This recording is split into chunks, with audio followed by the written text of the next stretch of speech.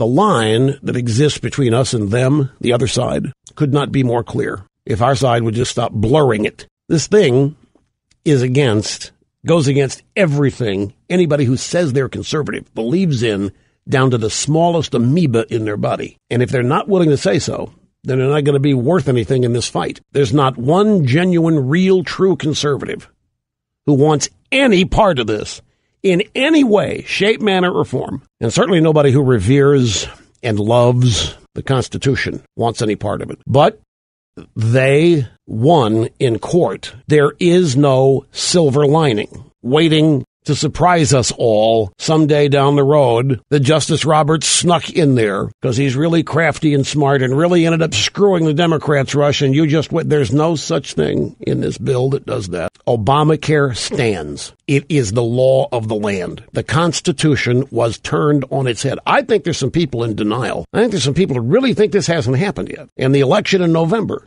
that's when it's really going to be cemented, Rush, as to whether it's happened or not. Well, not necessarily. We could win the House, win the Senate, win the White House, and then if there are still people around who don't think we can get rid of it, I don't want to be around when that happens, because that's not what the people who are going to vote for Republicans in November are going to want to hear from Republicans in January. Obamacare stands. It's the law of the land. The Constitution was turned on its head, and we cannot address this.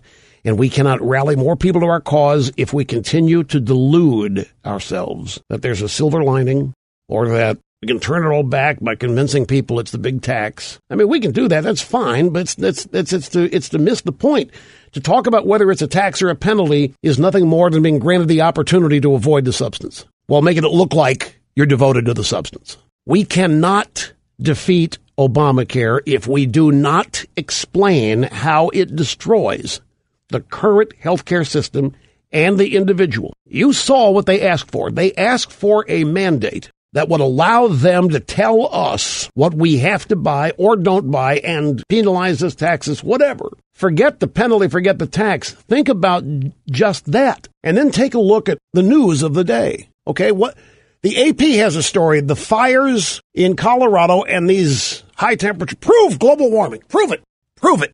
What do these wackos say about all this? It's our fault. They, if this law stands, are going to have the power to dictate every aspect of your life they want to make sure these fires never happen again, quote unquote, or the temperatures never go up again. And you know how lunatic they are. If they believe that you eating a Big Mac is leading to fires and high temperatures, then they are going to find a way to make sure that you don't. Or if they conclude that eating a Big Mac adds an additional $1.50 to your health care costs every month, and we can't afford the $1.50, they're going to tell you can't have the Big Mac. I'm not exaggerating, and that's chump change compared to the power they're going to have with this. And it stands. It was just declared constitutional. Individual choice is going to go by the wayside. Individual health decisions are going to go by the wayside. You've heard the audio soundbite, Obama telling a woman that his government would not allow her mother to live.